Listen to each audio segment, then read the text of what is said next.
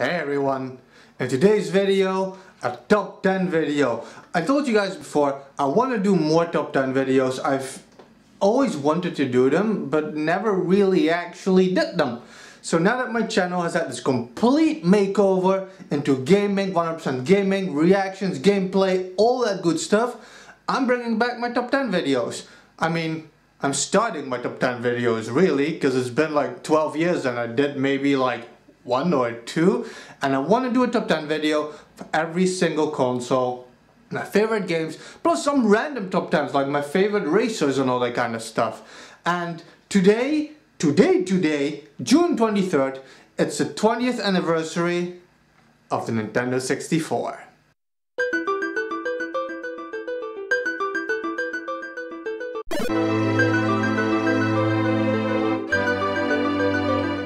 I love the Nintendo 64. I love this controller. I don't know why people always had problems like, how hard is this and this? It's original, it's cool. I love holding the controller like this, playing games, it just worked. There's a few games that uses this, but mostly these are for like extra buttons. This is Nintendo 64. And it's great, it's incredible. That feeling when you jack in that rumble pack or even the memory card, it's an incredible controller and it's an incredible console. And the Nintendo 64 had some of the greatest games ever made. And this is a perfect way to start my top 10s, by just randomly starting with the Nintendo 64. Now, as always with my top 10 videos, I have to say this is my personal list. These are my personal favorite Nintendo 64 games. If you are wondering why your favorite game is not on my list, that's because it's my list and your favorite game is not gonna be on there. Well, maybe it is because it's the N64 and there are certain indisputable art games on the Nintendo 64. And we're gonna start up straight with Super Smash Bros. I love the original Super Smash Bros. As a matter of fact, it's among my favorites. I vastly prefer Super Smash Bros. Over Melee. There's something intrinsically nostalgic about this game for me, but it's just the gameplay. I liked that it was a bit slower, that it was more floaty. And not only that, this introduced us to a legacy franchise. Look at this cover, just look at this cover art with Link in the corner and everything. And just the back of this box, it looks so good. I love Super Smash Bros. On the 64 and it definitely deserves a place. Now, why is it only 10th place? There's a very specific reason for it. Because to me, I enjoy playing this by myself, but this is a multiplayer focused game. You get the best experience out of this game in multiplayer, and I've played it to death in multiplayer. But as a single player experience, while it's still fun, it just can't rank higher than 10th place for me. Which is the same for the next game, which might be an insult to some people. It's Super Mario Kart 64. This is actually one of my favorite Mario Kart games. I've played this to death with my younger brother, especially with my friends, you know, 4 versus 4, all that stuff. We did all the levels a million times. The battle mode, it is still the best battle mode in any Mario Kart game, I feel. The block fort is one of my favorite levels. I love playing that. I used to play as Bowser always in this game. I still do actually when I play the game, because I like seeing the spiky shell from the back. You know, all the moves and the tracks, just that incredible box art. I love this game, but I obviously finished the whole game in single player, you know, to do everything there is to do. But again, it's a game that is just meant for multiplayer, and I just can't put it higher because of that aspect, because by myself, you're just wondering like, why am I not playing this with my friends right now? Now we have a game that's not gonna be on a lot of people's list in general. But I do consider it one of the best, and at a period I used to consider it the best Nintendo 64 title. But I have to be completely honest with myself. In this thing, I can't put favoritisms for myself. I have to put this list in the order where I'm like, yeah, no, this is how it should be. I do like these games over these games. And on 8th place, we have Hybrid Heaven.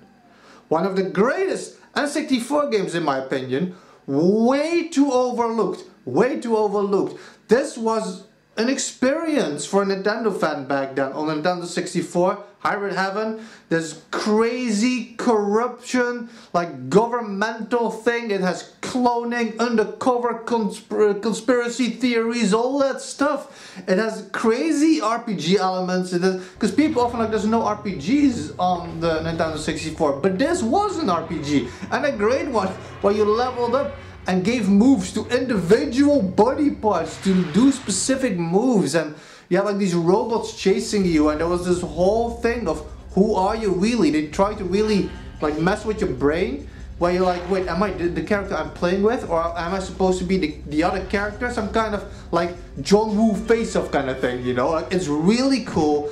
I highly recommend, if you start a Nintendo 64 collection, or if you don't own this game yet, to pick it up. Because it's art and it's a really unique experience on the Nintendo 64. And again, look at that incredible box art for Hybrid Heaven.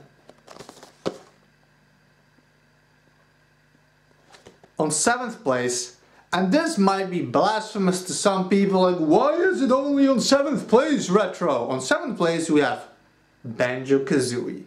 There's a very big important reason I have this game only on 7th place. Because Banjo-Kazooie, look at that art, look at that bag, I love that so much. Banjo-Kazooie is actually not a game from my childhood. I didn't own this game as a kid, I owned this as an adult. And because of that, I can still admit that it's an incredible game. It is a perfect 3D platformer. You have the flying mechanics, these unique seasonal levels, like the level where you're like invading the house and everything. Like, I love this game. I do love this game. It's incredible.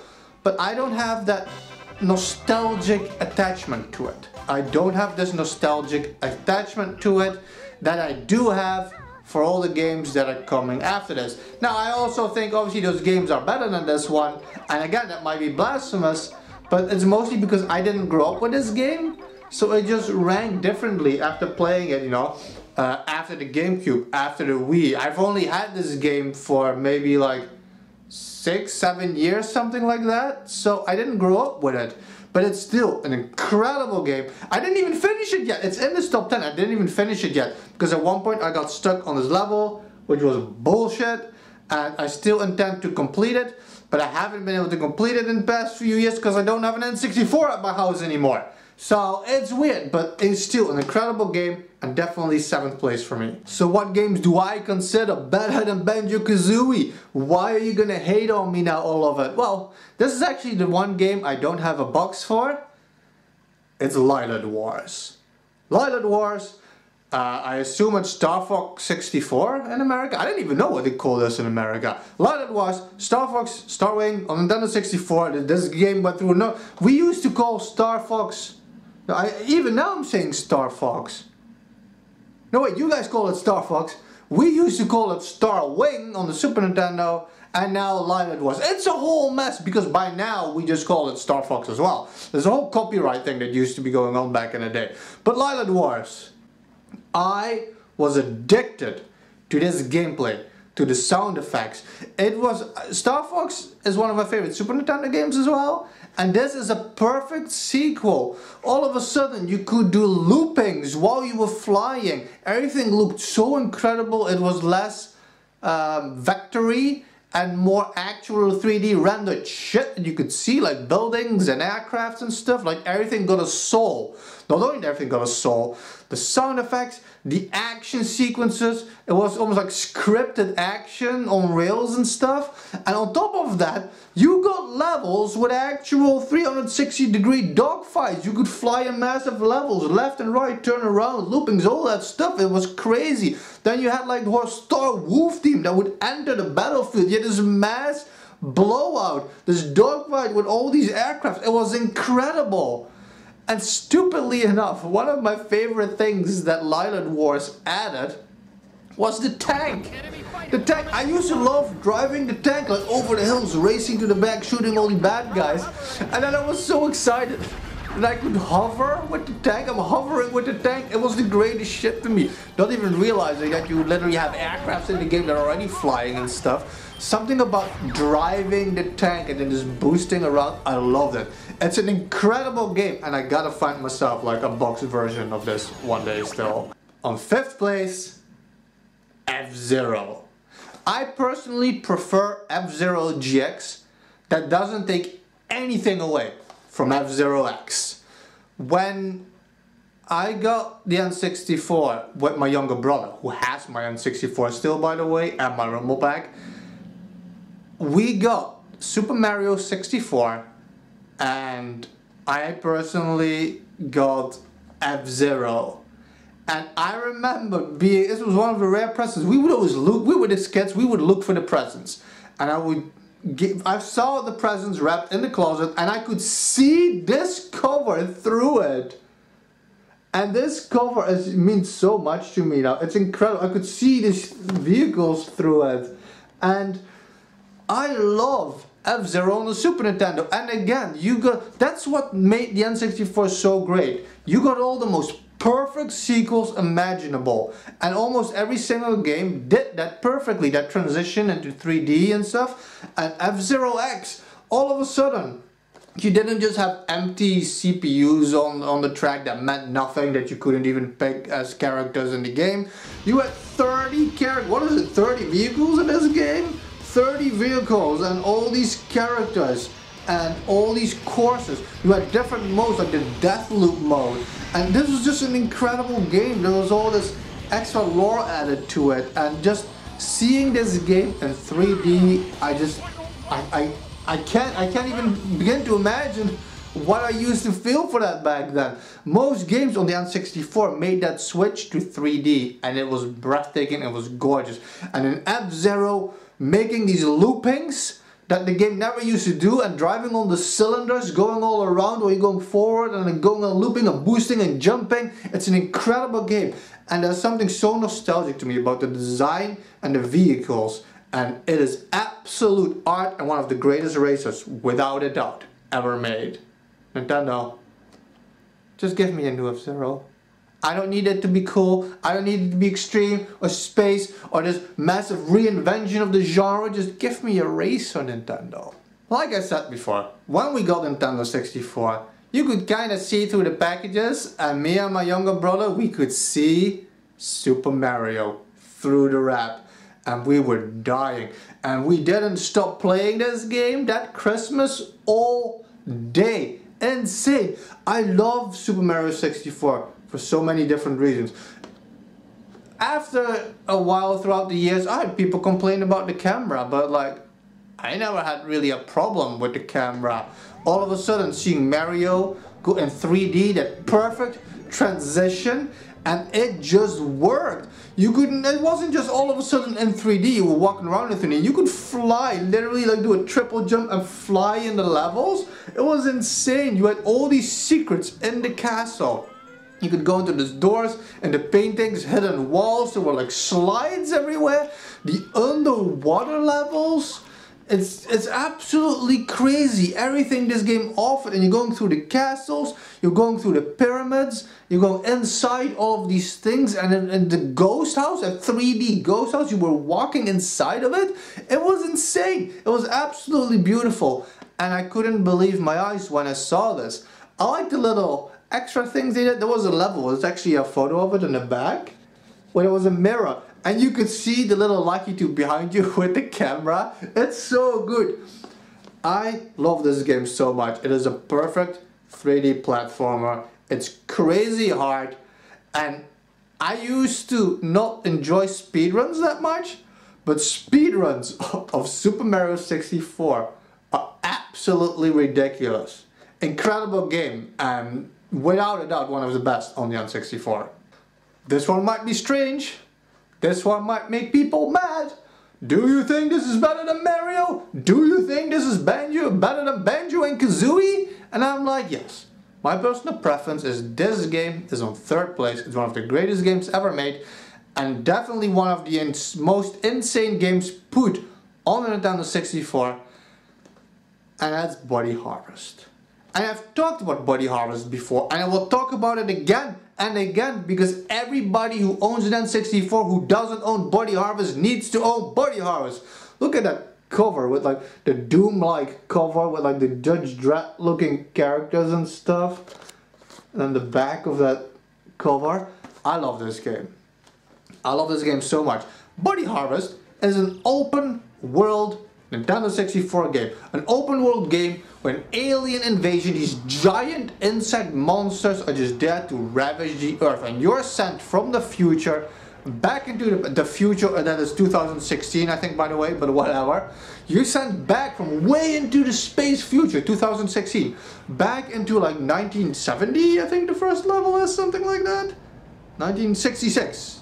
Oh, all the way back. Oh, you start in 1916, you go to 1941, 66, 91, and then the future, 2016. And this is an open world game.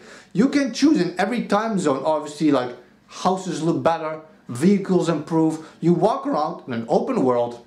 You have vehicles that you can steal. You have cars, trucks, planes. You can fly around in them. You have all these houses. You meet all these people. You solve all these puzzles. There's an evil dark version of you, because what else? That's gonna chase you down, and you're hunting down these aliens. Oh, because I think the aliens in the opening movie, you lose a drop of your blood, and that's how they clone you. I think that's it. That's a really cool opening movie, by the way. And it's just a crazy game in general. But it's hard. It's really hard. And one of my favorite things about this, it is extremely atmospheric.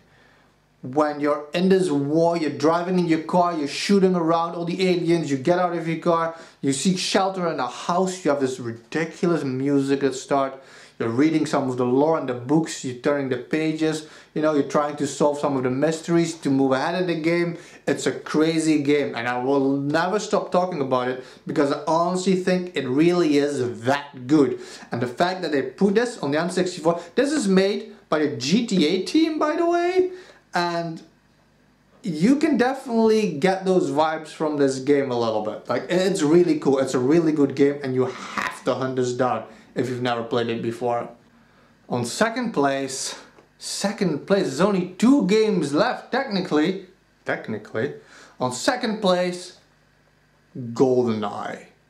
GoldenEye set the standards, again, the way Mario did for 3D platformers. GoldenEye set the standards for shooters forward from the rest of our lives. Every game now is still thanks to this. And GoldenEye is one of the main reasons I still like shooters today. Games like Borderlands, like, I enjoy that kind of stuff because because GoldenEye made me enjoy that. This was my first real shooter, and this was most people's first real shooter, because this was the first real shooter. The way this game is built is absolutely incredible. Now, obviously, the multiplayer of this game is perfect. Choosing your character, picking a level, and going like all around stuff. But this is just also one of the greatest movie to video game adaptations. It follows the movie so perfectly.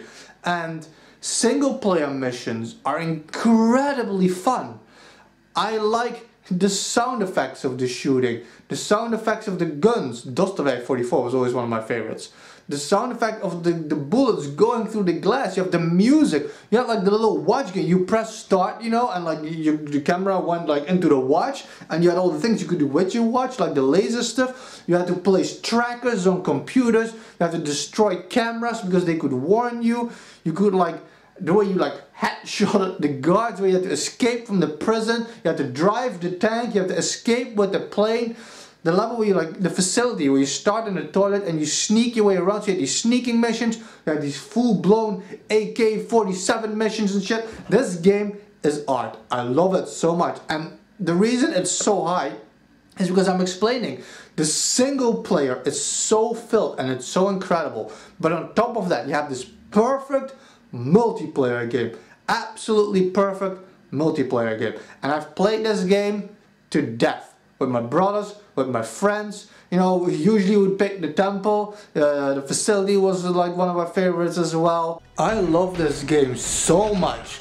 I played every mission on every difficulty, like normal, standard, like expert, super expert. I unlocked all the cheats, all the modes, and even then, with most of the cheats on, I would play through the game again because it was that good. It's a crazy game, like there's so much to this, and it laid the foundation of most of what we see today. And it's just so much fun, be it single player or multiplayer. Just look at a Nintendo 64 glorious cover. Also, I'm gonna ruin your day right now, and just notice that his mouth is going from one side to the other. He has like a giant mouth with the cheeks, and you'll never be able to unsee that again. They did it to me, and I will do it to you. GoldenEye! Alright! So that leaves only one game. But Retro, there's so many games left. I don't think my game is gonna be in your first place. We'll see. So, my personal #1 favorite N64 game is Majora's Mask, The Legend of Zelda. Now, I have a personal rule always for my top 10s. I don't allow 2 games of the same franchise in my top 10.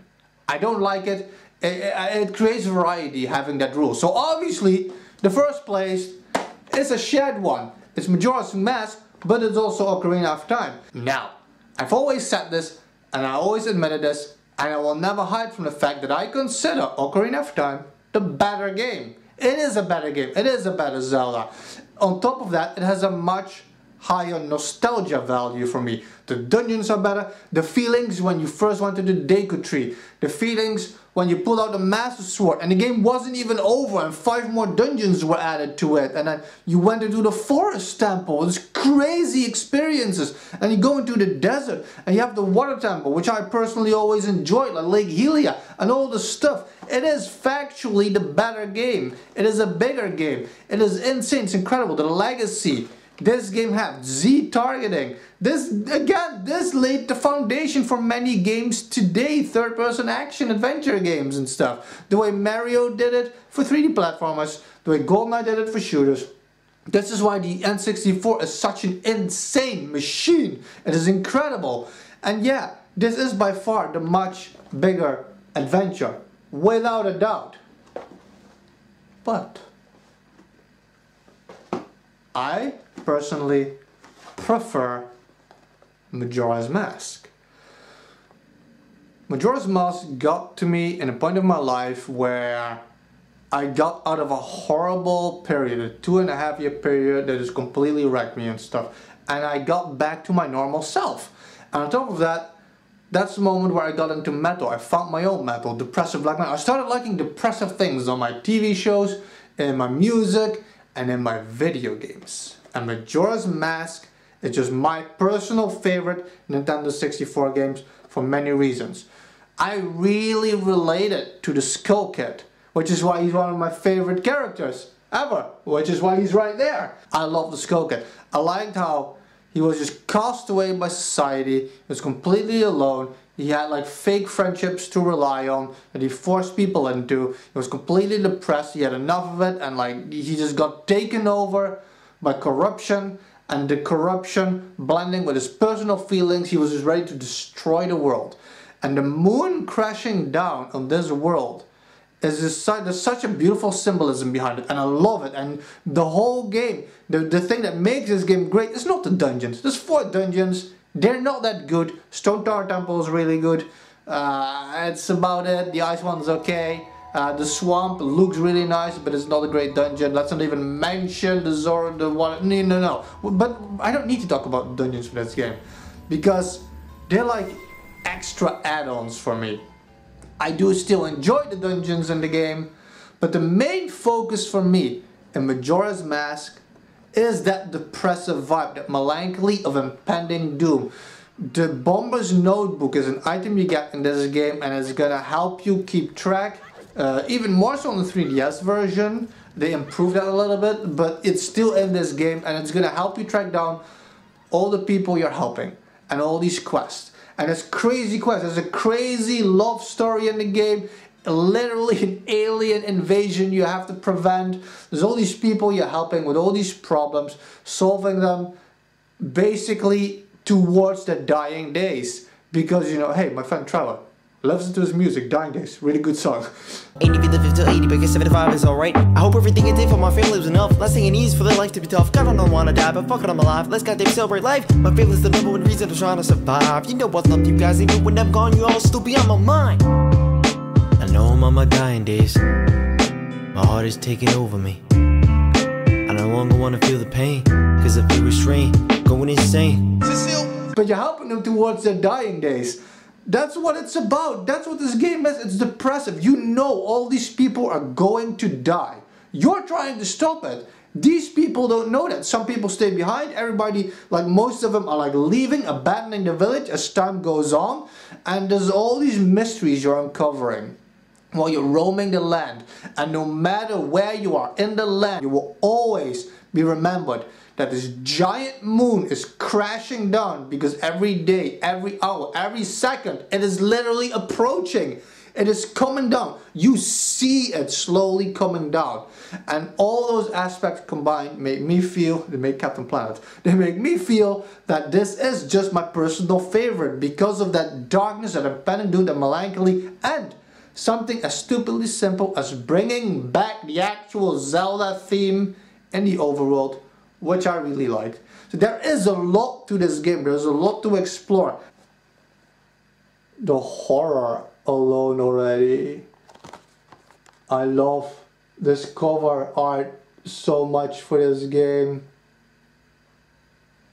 Majora's Mask is art. And like I said, even though if I would recommend a Zelda to anybody who never played Zelda before, I would recommend Ocarina of Time, without a doubt. It is the better game, it is the better Zelda. It has the better dungeons. There is more to explore, so this is factually the better game. But I personally just prefer Majora's Mask as my #1 Nintendo 64 game. Majora's Mask. Now I can already hear everybody complain, but Retro, you forgot the greatest Nintendo 64 games. Why are they not on your list? Where is Donkey Kong? Where is Jet Force Gemini? I own these games, you know, I own those games. I own Conker's Bad Fur Day. I own all the greatest Nintendo 64 games. I own Earthworm Jim 3D, you know. All the best games, I own them. These are just my personal preference. So instead of complaining that your game is not on my list, tell me, why is your game on your list? What is your favorite Nintendo 64 games? Name me a few of them. Name me 10. Name me 100. Give me one. Give me some of your favorite Nintendo 64 games and why you think those are the greatest games to you. Thank you all for watching. If you want more videos, I've stated it before, these days I'm doing reaction videos, gameplay stuff, top 10s like this, finally getting into it. Nintendo 64, 20 years today. It's crazy, 20 years. This is literally my life laying here. It's insane. I was fortunate enough to be there since the original NES, live through the Super Nintendo and experience that jump.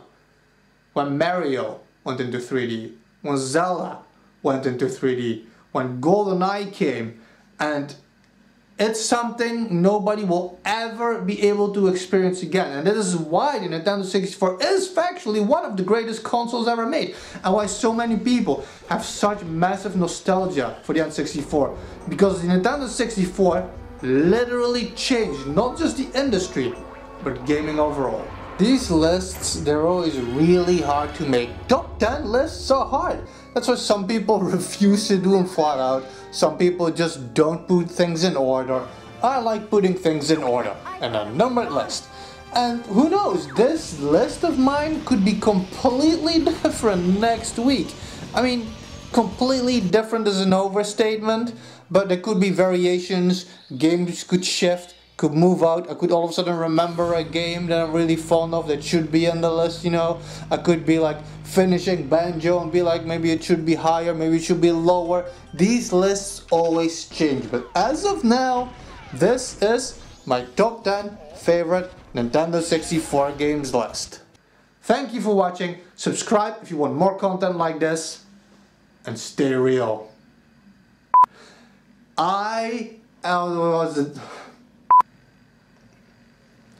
One of the cool things about GoldenEye was that you took the controller, you had a trigger like a gun in the back, you jammed the rumble pack in there like you were loading that PP7 and just shooting and feeling the rumble. It was a true experience, a game changer. You felt you were James Bond. You felt you had that PP7 in your hand, and every time you pulled that glorious trigger, you felt that rumble, you felt the N64.